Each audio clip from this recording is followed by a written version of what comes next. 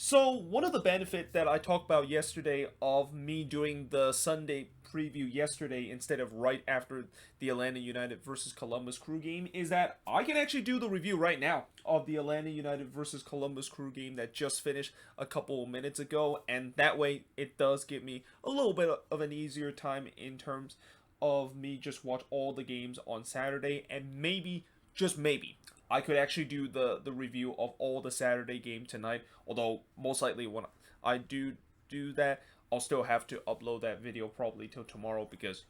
by the time I would be able to finish the review of the other 7 nightcap games on Saturday, most likely it's gonna be very late at night, and I'll basically do the same thing I did yesterday with my preview, which is basically schedule it to be uploaded to the next day so that you don't have to worry about waiting for the video to be uploaded very late at night. But in terms of talking about this game between Atlanta versus Columbus, well, for Columbus, they play a perfect road game. And that is something that you don't get to say a lot with the Columbus Crew, knowing the fact that coming into this game, I think they said somewhere in the broadcast today that Columbus have only won one out of their last 19 road games. And coincidentally, that one game that they won out of the last 19 games was against Atlanta United at Mercedes-Benz Stadium just 2 years ago, and now make it 2 out of 20 in terms of their last 20 road games, and that this is also now 5 straight wins that the Columbus Crew has got over Atlanta United after this 1-0 victory. Now, Joseph Martinez was back in the starting 11 in this game after he came off the bench in the last game against FC Cincinnati. Now, I was kind of surprised that he went the full 90 minutes in this game, considering the fact that, he just got back from Copa America and had to deal with COVID and also dealing with being in the doghouse of Gabriel Heinze. I thought since this is only his second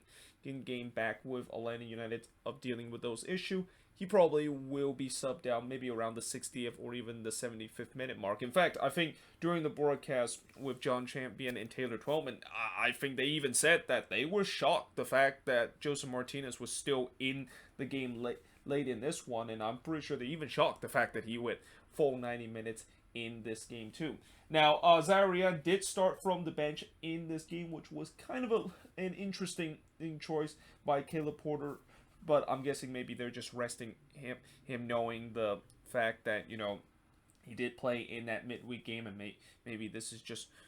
for him to bring his best player. Wait until the second half to make the impact for this Columbus Crew team, and boy did he make that impact in the second half, and he was part of the reason why they of course scored the only goal of the game to get all 3 points. Now in the first half, Matinee did try to curl one from 15 yards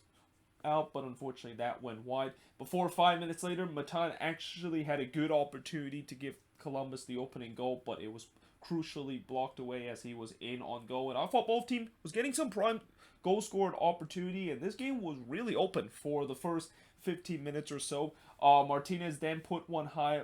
from about 17 yards out as he tried an ambitious volley from that. But then in the 16th minute, this was probably the best chance up to that point when Hurtado just went through on goal on a lightning counterattack for the Columbus Crew, and I think he should have scored. Like, he was in on goal. He, at the bare minimum, should have put this one on target, but he doesn't. He actually puts this one in the side netting. And then 8 minutes later, Sosa did miss wide from close range in the 24th minute before Eloy Rome had to rob Lopez after a beautiful ball that was delivered from Sosa, and that was really one of the best opportunity and probably one of the best ball that Atlanta United was able to get behind this Columbus Crew defense, because throughout this game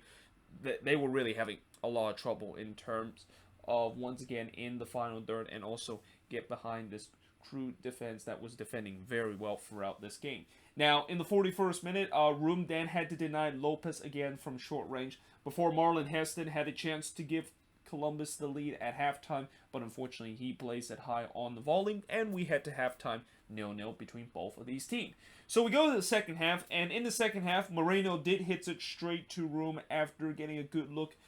at goal before Room was able to deny Moreno this time, who tried to actually curl this one from outside the box, and this actually was a great save from Ilo Room, and probably the best save that he had to made in this game, because that curler was literally destined to that right side of the post, but Room full stretch able to to make that save. And I know this might kind of seems like a little bit harsh, but I would say that maybe that's kind of a save that you expect Eloy Rome to make, since he is considered one of the top goalkeeper in the league right now, and he definitely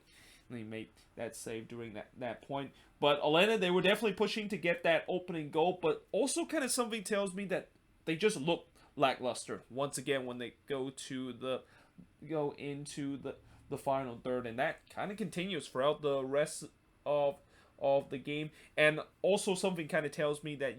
we also have seen Atlanta has missed a couple of chances when they are able to get them, and you just wonder, all those chances are going to come back to haunt them. And indeed it did, because in the 65th minute, Jonathan Mensah would score from Hairston and Zaharian. What a beautiful delivery this one from Zaharian from the corner, and then Hairston able to flick that one into the back post, where Mensah was there in the right place at the right time to basically puts it into the back of net. That's actually the first goal that Jonathan Mensah has scored for the Columbus Crew in MLS since 2018. He did score earlier this season in a CCL play, but yeah, this was just a great work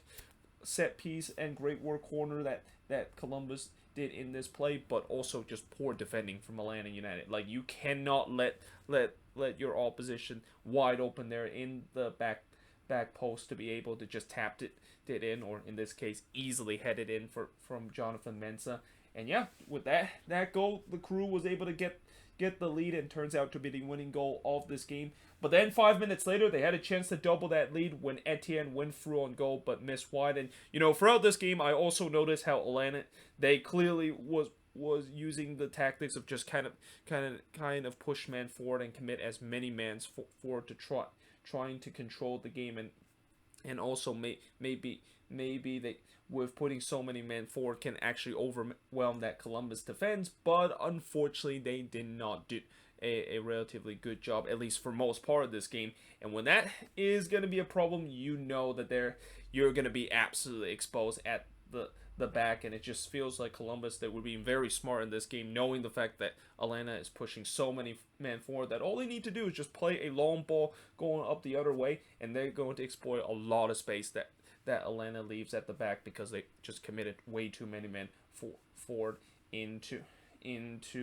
their opposition half. Now, another thing that I also want to mention is that Joseph Martinez was still in the game at the 75th minute, despite the fact that he was ineffective in the second half. And again, this goes back to what I said, how I'm kind of surprised that Joseph Martinez actually played the full 90 minutes in this game, considering the fact that, again, he have only played, getting his first start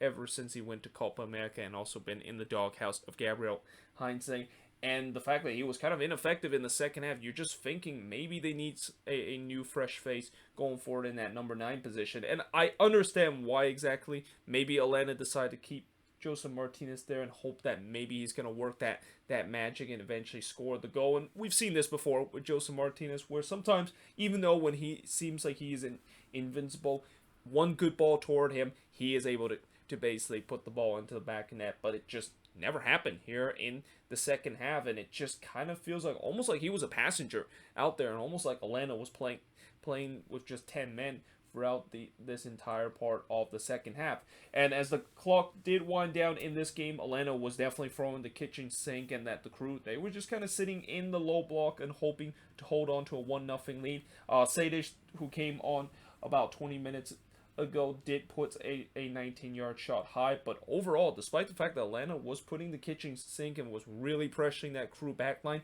they just cannot break through. And because of that, they weren't able to get a goal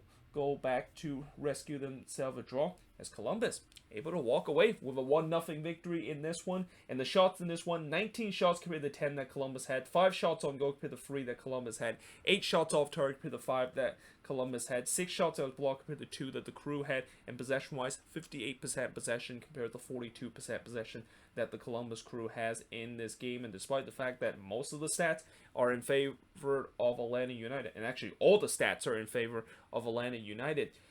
this has been the problem for Atlanta this season. And it just feels like, last game I thought they play well, but they were kind of unlucky in terms of they were finishing against FC Cincinnati, and you maybe hope that was a turning point where Atlanta can build on that performance and maybe get a